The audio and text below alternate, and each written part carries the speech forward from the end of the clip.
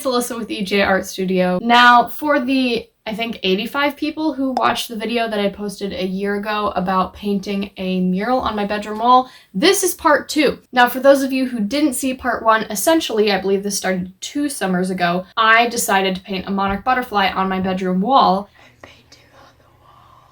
Now, instead of being orange, I decided to paint it a maroony purple so that it would match the accent wall in my room. When I made that part 1 video, what I expected this video to be was a time lapse of the second half of painting the butterfly, like the process completed and then me standing back and being like, well, I painted a butterfly, isn't that so cool? Wow.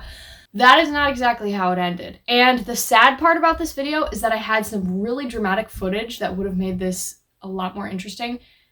But I searched every possible hard drive and USB insert thing. My dad's gonna be really embarrassed about my lack of technological. Anyway, I can't find the footage. It's gone. That's the sad part. What was that crucial footage that I wish I had? Well, here's the explanation. Basically, after I recorded the part 1 video, I started to realize that I was not putting in very much time to the mural anymore. It became this project that was hanging over my head instead of being something that I looked forward to, because I looked at it and thought there's so much work left to be done. It's not fun anymore. You know, this isn't exciting. This has been sitting here forever. I look at it all the time and I am not prioritizing it when I do have the time that I could be putting into it. I'm putting that time into other things. And I also got the sense that from the perspective that I had at the time, when I started it, it seemed like a really cool idea, and then the more I looked at it, the more I looked at our room, I was kind of starting to lean towards repainting. And I share a room with my sister, and she was the one who originally had this idea, what if we repaint the room? And my original thought was, well, I could paint around the mural and then just keep working on it and it'll have the new color behind it.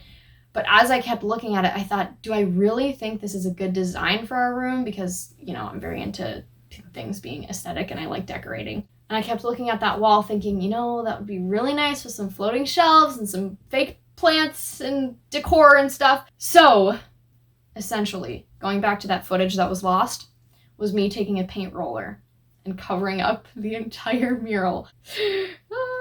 Because after lots of thought, I decided, you know, I think this was a really good experience to try.